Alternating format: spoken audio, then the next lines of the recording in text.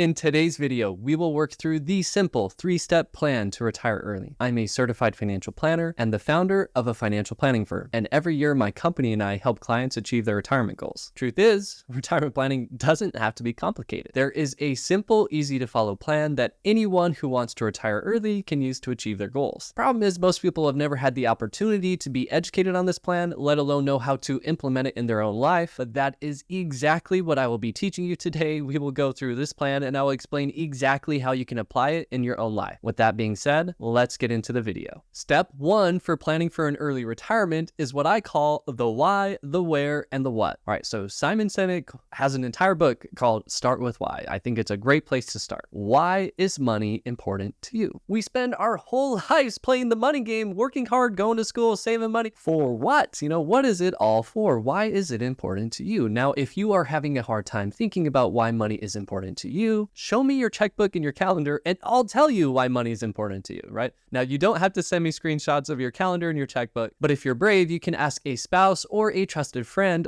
how they would answer that question for you. Why is money important to you? My friend Carl Richards has coined the term behavior gap, right? The gap, the difference between what we say and what we do. So if you're surprised by this exercise, or if you're not where you want to be, if you're not quite aligning your actions with your values, that's okay. That's a part of being human. Awareness is the first thing you need in order to make progress. So that's why we're doing this exercise. Now, the where. Where are you going? Well, being clear on that gives you direction, right? And in the movie Alice in Wonderland, there's a great quote.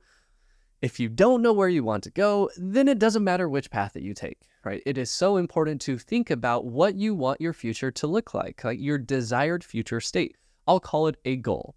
And if you feel stress or anxiety about calling a goal and you're unsure, let's call it a guess, right? You're just making a guess about what you want your future to look like, what you want your early retirement to look like, right? Who do you want to be with? Where do you want to live? What activities do you want to be doing? Where do you want to travel? How much money do you think you'll need a month to live comfortably in an early retirement? We're just putting guesses around this, and we'll call it a goal, right? But there is power to writing down your goals, right? If you don't write this down, it's just a wish. Every time that I have written down a goal or printed out a picture of something I wanted to do or accomplish or travel or visit, it happens. There is real power about being intentional about where you're trying to go, what you're trying to accomplish. The third part of the step 1 is the what. What is your current financial reality? We need to understand your personal balance sheet and your cash flow, right? We need to understand your assets, your liabilities, which assets minus your liabilities is your net worth. And we need to understand how much total money you have coming in and what is being spent right now, what your current, how much money you need to maintain your current lifestyle, because that's a good starting point to figure out your retirement income needs. And so pull out a piece of paper and draw a line down the middle. On one half, write everything that you own, right? Your home, your retirement accounts, your car, jewelry, any asset, right? On the other side of that column, write down everything that you owe, a mortgage, a car loan, student loans, credit card debt, whatever it is. Let's get really clear about all of your assets, all your liabilities. Now, again, the difference between those is your net worth. From a cash flow perspective, you can get really granular in the weeds, but for this purpose, let's just understand two things. What is the total amount of money that you have coming in before taxes, total gross income, and how much of that are you saving? Because the reality is, if you're not saving it, it's being spent. Whether it's taxes, debt, you're giving it away, or just spending it, it's being consumed, right? So we really just need to know how much you're saving, because then we can figure out what's being consumed, and that's a really good starting point for planning and projecting your retirement income needs. Now, you may say, hey, well, in retirement, I may not have a mortgage that I'm paying on now, and so I can probably live off less than what I'm consuming today. And you may be right. The other part of that, though, is you'll have more time to use your money for what's important to you, whether that's buying things or doing things. And so I would say that you'll probably find a way to use that money. And if we think about this, and this leads perfectly into step 2 of the 3-step early retirement plan, which is close the gap. Now, the more that you save, the less income you have to replace in retirement. Think about planting a tree. If you wanted shade or fruit from a tree today, the best time to plant that tree was 20 years ago. Well, the second best time is today. You can't control or change anything that's happened in the past, but we can control what we're doing today, and that's where our focus needs to be. All right. So thinking back again to that savings, that money dial. So if you dial up savings, well, then you're getting used to living off less of your income, which means you have to replace less of your income. So the unfortunate truth is that those who are not saving for retirement, not only do they not have financial assets set aside for retirement, they have to replace a higher percentage of their income in order to maintain their lifestyle in retirement. So it's like the double whammy of not saving or saving too little, right? So start today, dial up your savings. That's going to help you close the gap. The sooner that you start, the more that you save, the earlier you can retire, and the more that you can spend in retirement. So start that today to start closing the gap. Now you are saving, but how should that money be invested, right? Because it's when the money is invested that you're really unlocking the powers of compound growth, right? Compound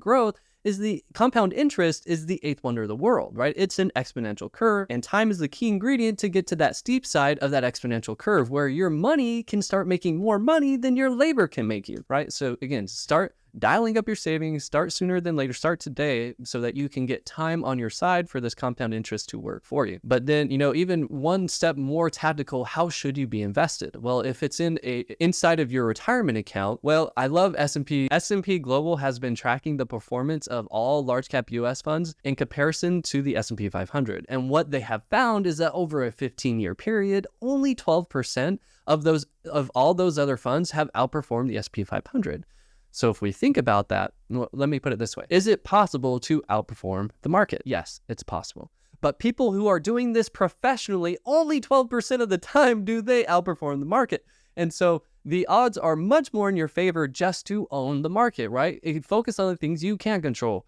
Are your investment costs low? Are you diversified, right? Why is diversification important? Think about Enron. All the employees who were dependent on Enron for their income also had a lot of company stock in their retirement plan. And so not only when Enron went down for fraudulent accounting, not only did these employees lose their income, they also lost a bulk of their retirement savings. I mean, it was a really bad situation for those impacted by that. So diversification is a huge investment principle. Now, inside, if you have an employer retirement plan, chances are you may have a target date fund inside of that plan. And that's a really good starting point because the further away you are from retirement, the more risks that you're taking on, the more stocks you'll be exposed to in a globally diversified target date fund.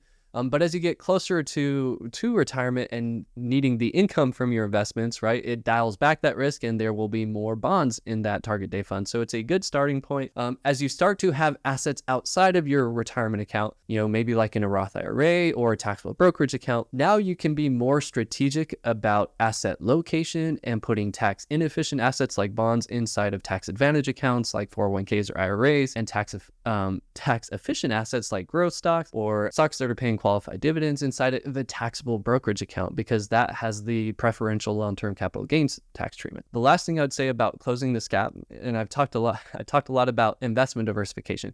There's also tax diversification, right? And this is super important if you're planning for an early retirement, because if all of your money is only in a pre-tax investment account, well, your 401k, you can't access that money in penalty-free until age 55 and separated from service, or age 59 and a half if it's in a traditional IRA, right? So you may want money in a different taxable account, like an after-tax account, like a Roth IRA, or a tax-free account, like a held savings account, or maybe even just a taxable account, like a brokerage account, in order to have places to pull money from that you're not being penalized on in an early retirement, especially with, future uncertainty of, tax markets, or tax brackets. Right? We know that if we do nothing in 2026, they are set to Tax Cut and Jobs Act is going to sunset, which means that our tax brackets will go up marginally. Okay, so now we've addressed step 2, close the gap. Step 3, address risks. There are risks in your retirement plan. In your financial life, there are risks. You could lose more money in a day than you could make in an entire year, and we need to address that, right? So starting at the top, life insurance, okay? Your ability to turn your human capital, your labor, into earnings and wages and money is your biggest asset when you're young, right? You need to protect that asset. If you have a spouse or children who are dependent on your income, you need to protect them from the scenario you're no longer there to provide for them, right? That's why life insurance is so valuable. This is where disability insurance is important too, because maybe you haven't passed away, but you've gotten into a place where you can't work, but your spouse and children are still dependent on you. So again, that's why protecting your human capital through life and disability insurance is really important. Now, the other side of that is once you've converted your human capital into financial capital, now you're thinking, and as you're planning for early retirement, you're thinking, how can I protect my financial capital to last my entire lifetime and the lifetime of my spouse or dependents? And so that is where you get into retirement income planning and how do you address that risk. There's a couple different ways to go about it, whether it's a total return approach, which is a typical approach for asset under management financial advisors. There's a safety first approach, which is an annuity based income, which is a common approach for commission based financial advisors or insurance salesmen. There's a mix called time segmentation where you are investing for total return, but on the fixed income side, you've built out a bond ladder in order to satisfy, the short-term cash needs that you have coming up. Anyways, I will put a link in the comments below where you can take the retirement income style awareness quiz, which normally costs $30 to access. But I've paid the cost of that for my viewers, so you can get it for free by clicking the link in my description below, and it will help you understand what is your preference? Do you prefer a probability-based income approach or a safety-first income approach? Do you prefer optionality, or do you prefer a committed approach? One of the most common risks that I hear as someone is planning for their retirement is healthcare. They're just so worried that it costs so much money that they won't ever be able to retire. Now, I've done an entire 45-minute podcast deep dive into this topic with Cole Cravens of Move Health Partners. The summary of it is you have options that make it more affordable than you realize. I would strongly encourage you to listen to that video or check out Cole Craven or check out Move Health Partners if you have further questions. Other assets that you need to protect in retirement, right? Your home, your car, these are large financial assets that if something happened to them could be a financial setback if you had to replace that without insurance, right? And so when you think of your home and auto insurance, commonly called property and casualty insurance, here's the thing. Have it, okay? But also don't just find the cheapest version or the state minimum requirement. I think it's prudent to have enough coverage to at least meet the minimum requirements of an umbrella liability policy. And you probably should consider having an umbrella liability policy. It's relatively cheap for $1 million of liability coverage. It's typically a couple $100s a year. So when it comes to protecting your home and your car, you want enough insurance in place to at least fill the minimum requirements of the umbrella liability policy, in my opinion. Lastly, if you're planning for an early retirement, you're probably young and healthy, but there is future uncertainty of what your health will look like, right? And so there's an additional risk that you should consider before diving into early retirement, and that is long-term care. And all long-term care is when you cannot do 2 of the 6 activities of daily living. And here's the thing: if you're married, there's about a 70% probability that one of you will need long-term care in your lifetime, right? And what triggers long-term care? What triggers the need for long-term care is when you cannot do 2 of the 6 activities of daily living, right? So washing, toileting, dressing, feeding, mobility, and transferring, right? If you cannot do 2 of those 6 things, you're going to need long-term care assistance. And there's a couple different ways to go about that and to fund that, whether you insure it, whether you self-insure it, or whether you use home equity. There's a lot of different ways to plan for this, and it really depends on your situation. I did a deep dive on this with Zach Gosselin of Tennessee Brokerage Agency in a separate podcast video that I can link in the comments below if you want to do a deeper dive on long-term care. But it is a risk to address before pulling the trigger on early retirement. Now, the last risk that I would say is important to address would be estate planning, right? In case you are incapacitated, who are you choosing to step in and make decisions, your financial and healthcare decisions for you when you cannot make them for yourself? Or when you pass away, where is your money going? Is it going to the individuals and organizations you actually want it to go to, right? If you ever move in retirement, you need to review and update your estate planning documents to make sure that they jive with the new state's interpretation of law and court proceedings, right? Part of estate planning too is not just the documents like your power of attorney, your will, or any trust, but it's also just reviewing your beneficiary designations. Have you been remarried or divorced, or have you been divorced? Has someone died, remarried? Like, chances are you want to check your beneficiary designations, because those don't even flow through the will. That's contract law. So whatever is in the contract of your beneficiary designation is who's getting your money. So anytime there's a life change, absolutely need to review and check that. Now you know the exact 3-step plan in order to retire early. You can go and implement this plan in your life in order to achieve the retirement of your dreams. However, unless you truly understand how to manage your taxes, it's going to be almost impossible to retire early. Luckily, I made a video a few months ago that lets you understand exactly how your taxes are calculated, so you can combine that information with the knowledge in this video to start moving towards your early retirement. So click here to go watch that video.